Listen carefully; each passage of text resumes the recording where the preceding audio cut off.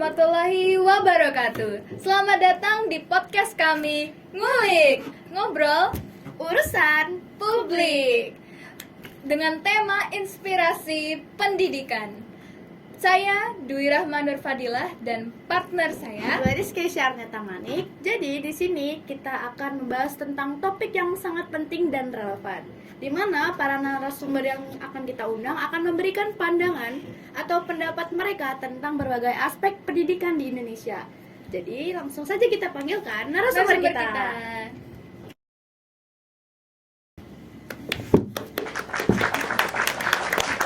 Selamat datang di podcast kami. Selamat datang. Jadi bisa nih perkenalin diri kalian dulu. Oke, dari saya perkenalkan, nama saya Bentar Maulana Asabid. Perkenalkan, nama saya Bagas Satriawibawa. Nama saya Ahmad Ulafi. Oke, gimana nih kabar kalian hari ini? Baik, Alhamdulillah baik. sehat. Ngomong-ngomong tentang pendidikan, kalian dari sekolah mana?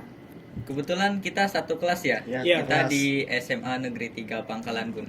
Wih, SMA 3 yang dapat julukan Adiwiyata itu ya? Iya, betul. Ya, betul sekali. Adiwiyata Mandiri.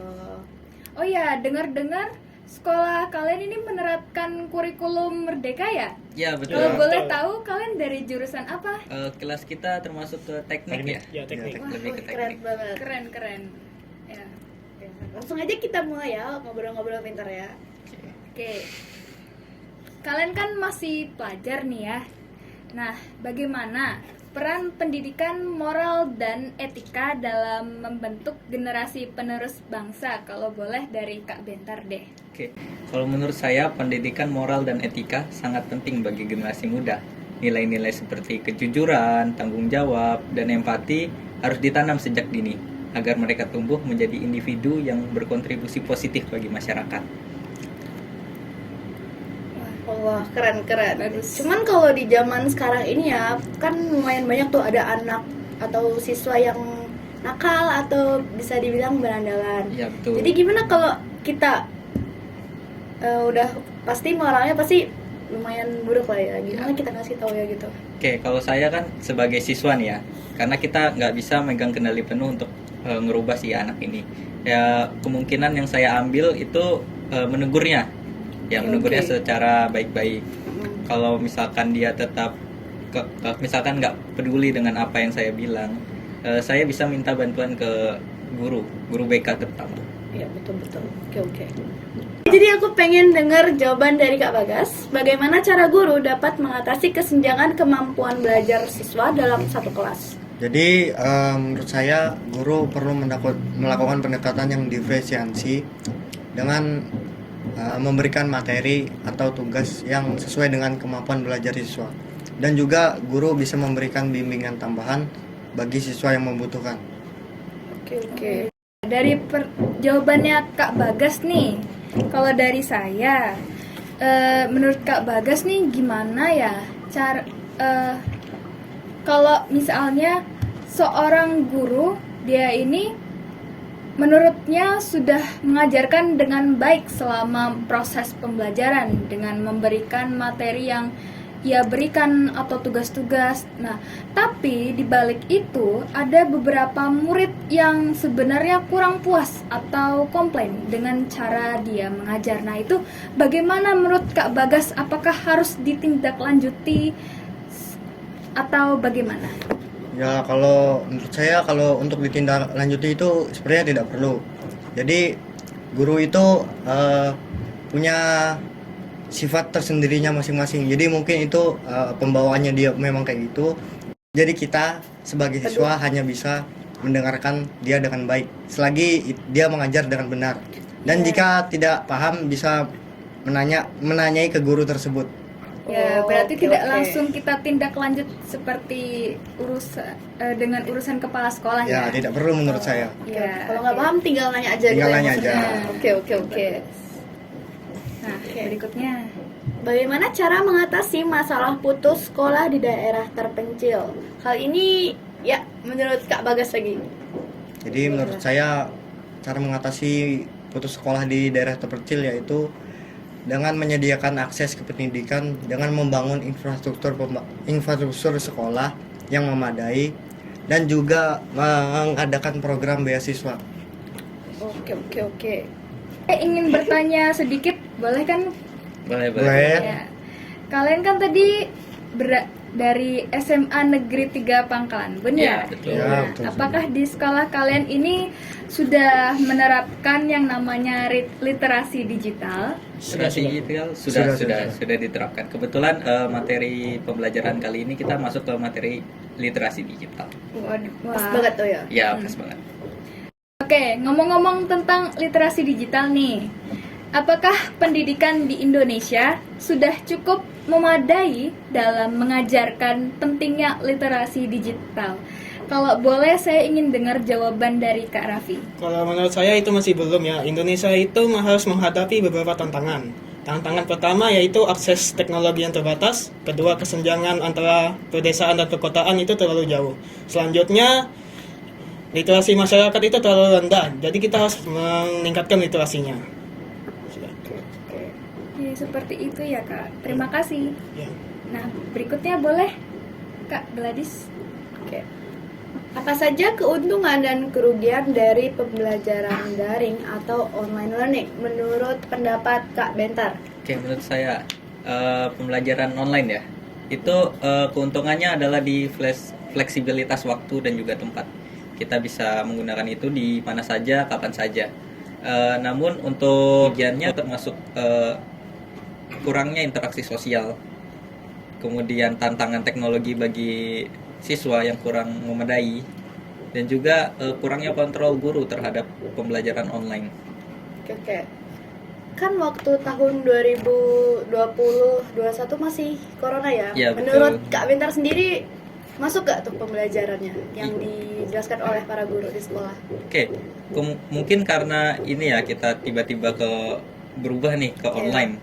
Jadi kalau saya pada waktu itu kurang masuk sih, karena Oke. sebetulnya kurang efektif. Iya. Karena itu tadi yang kerugiannya kurang kontrol guru terhadap pembelajaran Iya. online. Oke. Makasih. Nah, posisi kalian sekarang kan sebagai siswa ya. Bagaimana sistem pendidikan bisa lebih mendukung pengembangan kreativitas dan inovasi siswa? Kalau boleh Kak Raffi deh. Kalau itu kita bisa mengadakan ujian praktek berbasis proyek. Dengan begitu, para siswa bisa mengerjakan proyek mereka dengan menggunakan kreativitas mereka masing-masing. Terus, kreativitas mereka bisa mereka paksakan sehingga proyek yang mereka buat bisa lebih bagus. Oh ya, seperti Project P5 ya? Ya, betul. Ya. Oh, kalian kan angkatan pertama P5 nih ya? Iya. Kalian senang nggak ikut project ini? Senang sih, juga karena pertama pastinya kaget. Iya sih, benar. Bener sih, kan kalian angkatan pertama ya. Iya, betul. Oke, itulah jawaban-jawaban hebat dari ketiga narasumber kita. Berikan aplaus dulu yuk. Oke, selanjutnya kita akan panggilkan narasumber berikutnya dengan topik yang sama, yaitu tentang dunia pendidikan. Tetapi setelah tayangan berikut ini.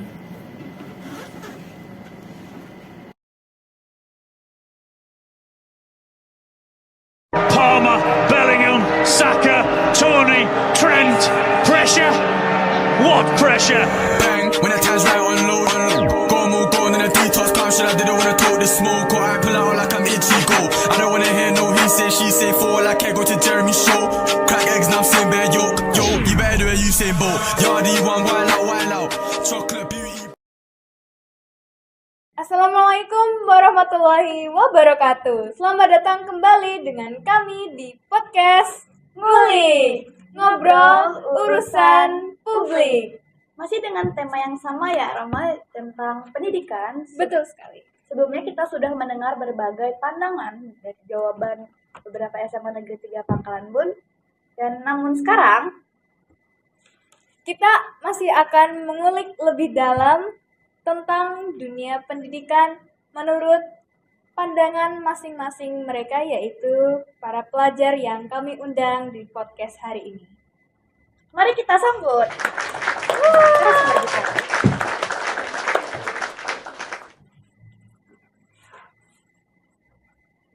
Bisa perkenalan diri dulu dari kakak yang sebelah kiri.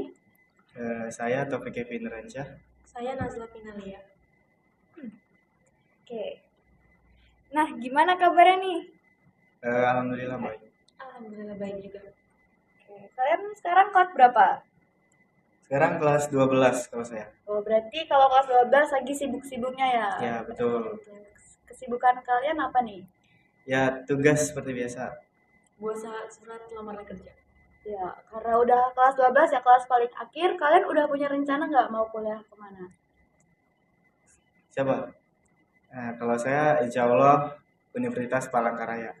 Oke, Kalau saya sih maunya ngambil kursus, tapi kursus komputer gitu. oke. Wah, keren ya.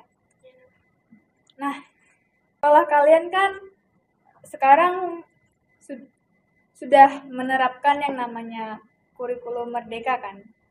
Nah, bagaimana cara mengintegrasikan pendidikan lingkungan dalam kurikulum sekolah kalau menurut Kak Kevin nih? Pendidikan lingkungan. Kalau menurut saya ya pengembangan ekstrakurikuler di sekolah itu bisa ditambahkan ada ekstrakurikuler PLH itu pendidikan lingkungan hidup untuk relasi lingkungan lebih untuk siswa. Sama bisa kerjasama sama komunitas DLH Dinas Lingkungan Hidup untuk beri pelajaran sama seminar lah di sekolah tersebut. Itu kalau yang mau ikut ekskul, kan ada ya beberapa anak yang ya tidak peduli dia mau ngambil ekskul apa itu gimana? Pandangan Kak Kevin? Setiap orang beda-beda. Ada yang pengen diri dia maju, sama ada yang bodo amat sama diri dia sendiri. Betul. Oke, pertanyaan selanjutnya untuk Kak Nazla, apa peran orang tua dalam mendukung pendidikan anak di rumah? Jadi peran orang tua untuk memantau pembelajaran anak di rumah itu sangat penting dengan cara memberikan lingkungan yang kondusif yang ada di rumah, terus memantau kemajuan anak dalam belajar, serta memberikan dukungan moral atau motivasi. Nah, apakah hampir semua orang tua itu seperti itu, Kak Nazla? Enggak semuanya sih kayak gitu, tapi ada beberapa gitu. Kalau boleh tahu alasannya kenapa ya tidak? Kalau misalnya enggak itu kan pasti mereka ada yang mau belajar mandiri gitu, mereka pasti mau belajar mandiri aja, kayak aku harus bisa sendiri gitu, tanpa harus didampingin sama orang tua. Ya, itu memang harus sih, ya enggak? Demi masa depan anak itu juga, ya kan? Lanjut nih, untuk Kak Kevin, bagaimana pendidikan di Indonesia bisa lebih responsif terhadap perkembangan ilmu, pengetahuan, dan teknologi?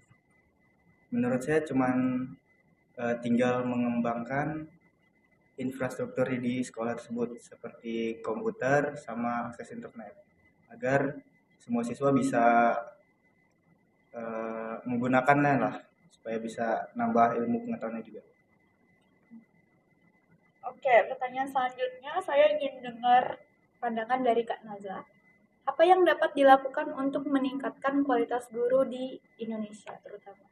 Jadi kualitas guru itu dapat dilakukan dengan cara melalui program pelatihan dan pengembangan profesional berkelanjutan serta mempertingkatkan kesejahteraan guru serta menerapkan apa sih kayak sistem kompetisi yang lebih ketat gitu. Oke. Nah, sekarang kan kita masuk di era globalisasi ya kan? Nah, apakah pendidikan di Indonesia sudah cukup mempersiapkan siswa untuk menghadapi tantangan globalisasi? Kalau boleh, jawaban dari Kak Kevin dong. Kalau menurut saya tentang mempersiapkan Indonesia kurang begitu yakin ya kalau menurut saya.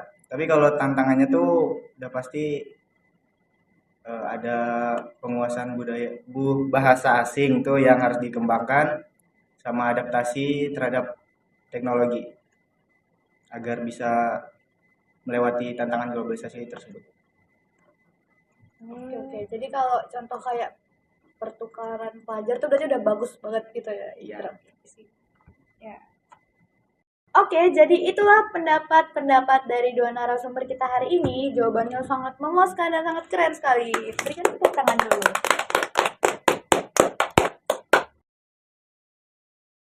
Dan sekarang kita sudah sampai di penghujung podcast pada hari ini.